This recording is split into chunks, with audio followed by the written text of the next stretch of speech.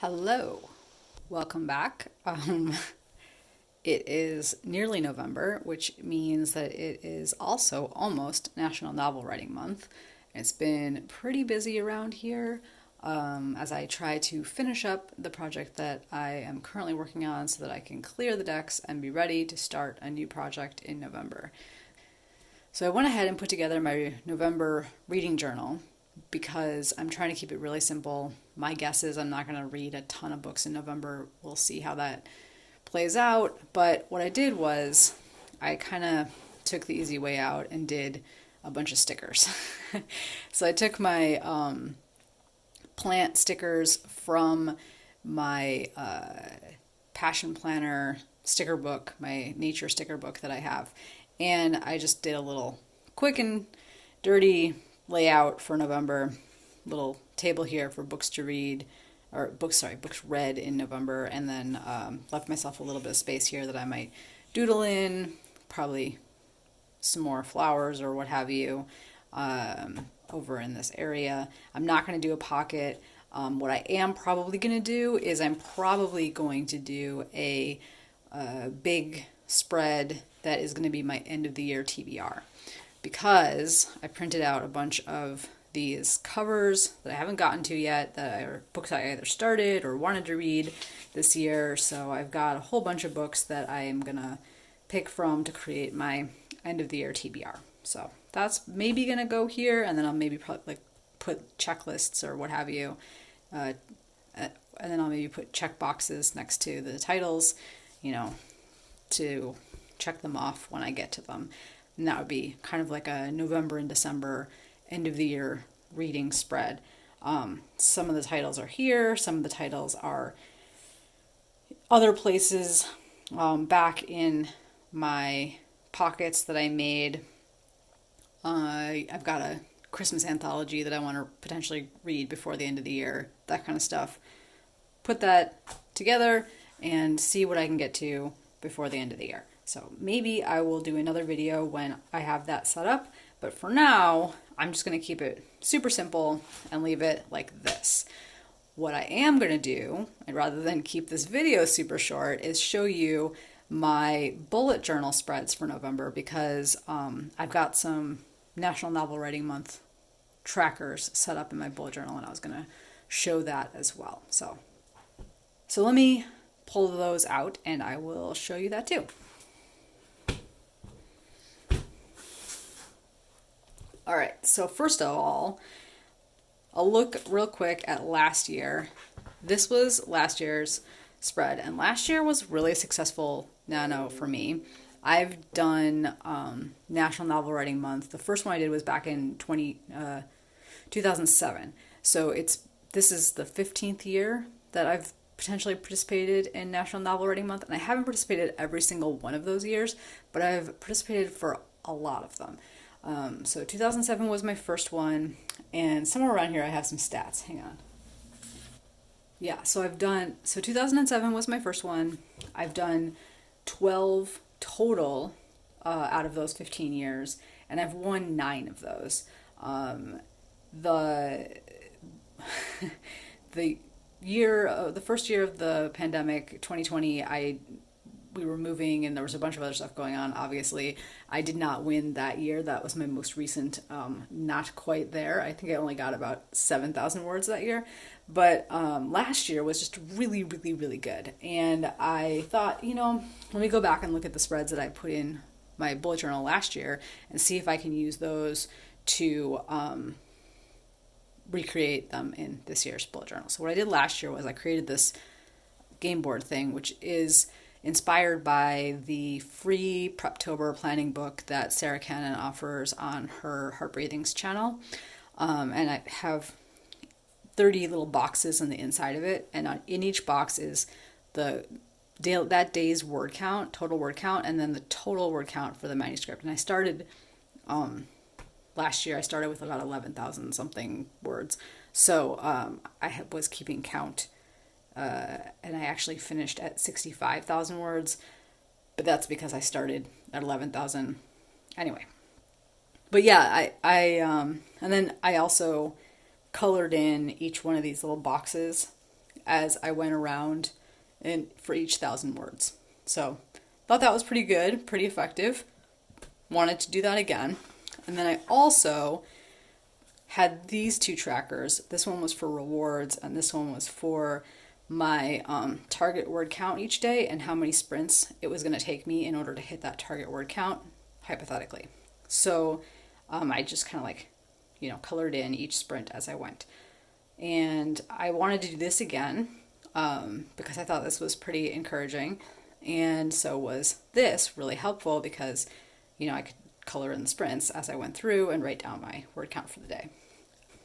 And then the last thing that I wanted to show you in last year's bullet journal was I also used this word sprint tracker that I took from Sarah Cannon's Preptober workbook and just kind of refiddled with to suit my needs, and then pasted it into my notebook.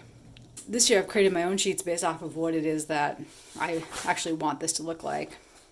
So I created this in Google Sheets, and then I had to like resize everything to make sure that I could, when it printed out, it would look like 2 columns. And then I'm going to cut these and paste them into my notebook.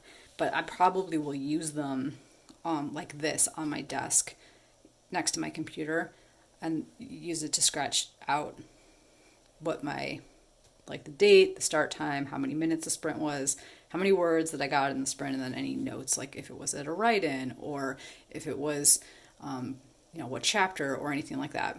I'm going to do that on these. I printed out a couple of them to get me started, and then I'll either paste them in here, use them to fill in, my word count tracker here and here, and all that good stuff. So let's look at this year's bullet journal and how that turned out. So for starters, I made myself a little tab so that I can easily turn to this. And this is the tracker. You can see, haven't colored anything in yet, just have the little divider lines so that I can do the daily word count and then the cumulative word count on the bottom. And then I went ahead and did a placeholder for my rewards and a word count log. So this still needs some color and some stickers and some other fun stuff, but I'm going to get to that. And I just wanted to show kind of what this looks like starting off, and then also kind of my thought process around these rewards. It's, really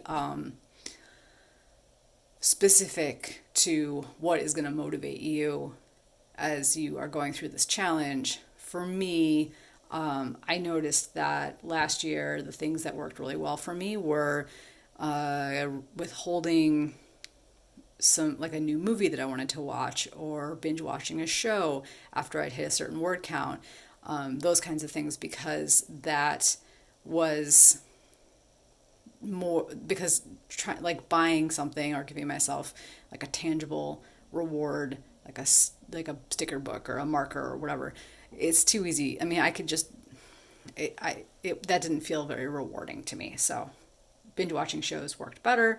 That's probably what I'm going to do here. I went ahead and looked at all the movies that are coming out in November and all the new shows that are coming out in November, and I wrote down a bunch of them that I'm interested in, and I'm going to kind of map those out to the targets that I have here. So as an example, Glass Onion, super excited about it, comes out on the 23rd, so I could potentially use that for my 50,000 word goal, because I'm, targeting hitting that obviously by the end of the month, but might hit it earlier, depending on how, because I'm doing that reverse word count again for my target word count goal. So, last year I hit 50,000 words on the 22nd of November.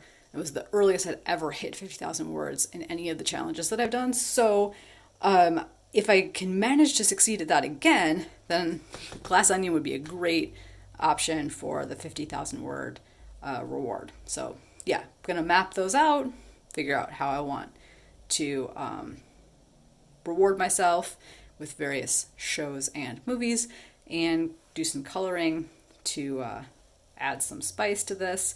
And then, yeah, I'll be pretty much all set for November. This is going to be my main focus. And then reading will be, I don't use reading as a reward for writing because reading is really, to me, kind of fuel for my writing.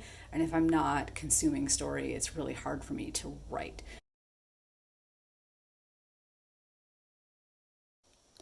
Hello, it is November 10th, and I wanted to do a quick update since I'm late posting these setup videos this month. That I thought I might as well go ahead and give you an update as to how those trackers that I made that you just watched are performing for me this month. Spoiler, not entirely as planned. All right, so let's start with this. As you can see here, I'm making good progress, but I am not where I should be at this point in the month. It is the 10th, and I believe that today I should be somewhere in this general vicinity by the end of the day. Yesterday I was supposed to be at 15K, and I ended at 13, just over 13K. So I've got a little bit of catching up to do. That's fine. It's still pretty early in the month, and I'm not really stressed about that, but I'm definitely not hitting the reverse word count goals that I had planned on hitting at the start of the month. So you can see my daily word counts have not been very consistent. They've not been hitting my targets, except for, maybe yesterday, but that's because that target is decreasing over time. I did hit my first 10K reward, but I have not yet hit my 20K reward as I had planned that I might do by the 7th if I was hitting those targets. So, some thoughts at this point. First of all, this is really not at all helpful to me. I'm just kind of filling it in at the end of the day. It's not been super motivating in terms of keeping track as I think maybe it was last year where, I had this open on my desk and I was checking off the little boxes as I did sprints. I'm just not doing it that way this year, and I'm not feeling the excitement to do it that way. So this is kind of more of an after the fact log than it's been a motivator. And same kind of deal here. I'm realizing that I made a couple of miscalculations. Choosing Enola Holmes as my first reward it was not a good choice because I had not hit 10K because I was not I was not hitting my reverse word count targets, and my husband actually was really in the mood to watch a movie, and that's one of the things that we could watch together. So we watched this together before I hit 10K, and then after I hit 10K, I was like, well, do I get a different reward for hitting 10K or what? So that was kind of a dilemma.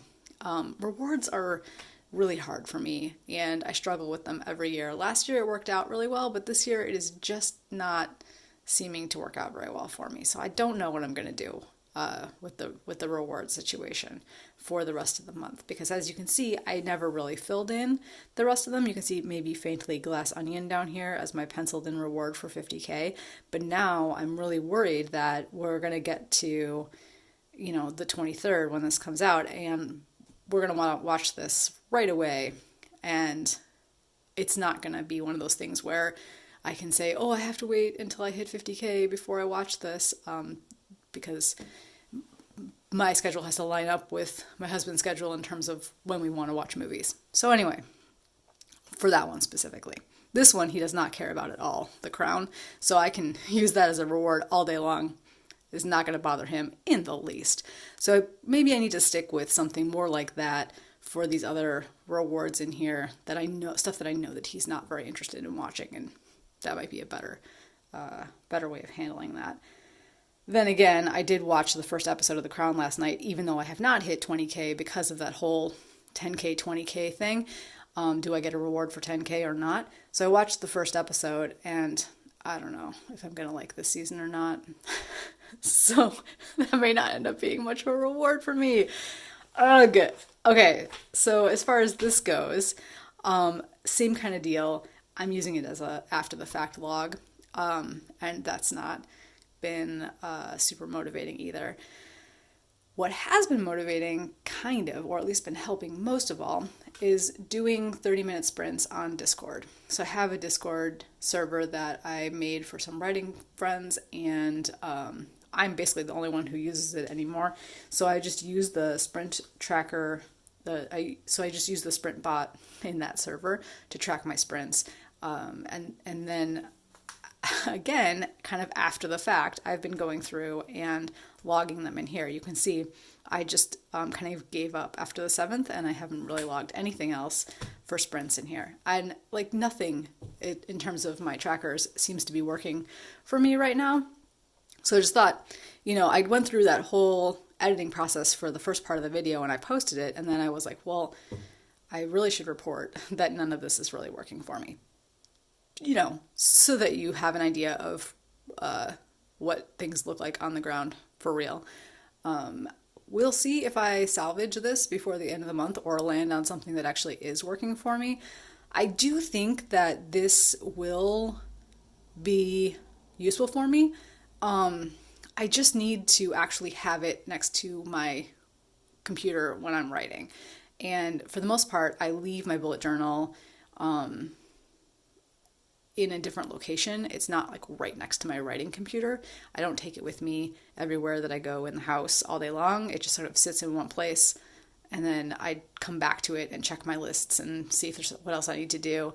Perhaps I need to be a little bit more thoughtful about taking this with me and sitting it next to my computer when I'm writing so that I can jot down my sprints, and maybe that will work better for me. I don't know. Because I do like having the information. I found it really useful last year to go through and do a little bit of kind of a bucketizing of when I actually wrote my words so that I could see if there were certain times of day that I was more productive than others, to see if there was any sort of trend as far as that's concerned. Because I do think it's a really good thing every once in a while to check in and see, you may think that you're a morning writer, but in reality, your sprints in the evening are way more productive than your sprints in the morning. So having data to back that up is really helpful, I think, when you're trying to decide what times of day you want to set aside for writing. Anyway, that's how things stand right now. I'm going to go ahead and post this video so that folks can see it because I never posted it before November started, and at least you can get an idea of what I'm doing. Yeah, if you want to follow along on my progress, there's a link in the description to my profile on the Nano website, and also I've been posting a few pictures here and there on Instagram of my tracker, this progress tracker, and then you can kind of keep an idea about where I am. And I'll probably do a flip through at the end of the month just to kind of let you know if I came up with any brilliant plans as to how to use this better.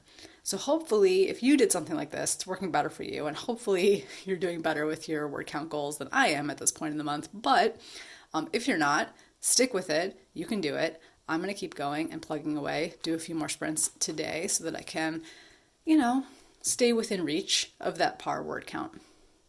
Happy writing and happy reading to everyone, and I'll see you next time.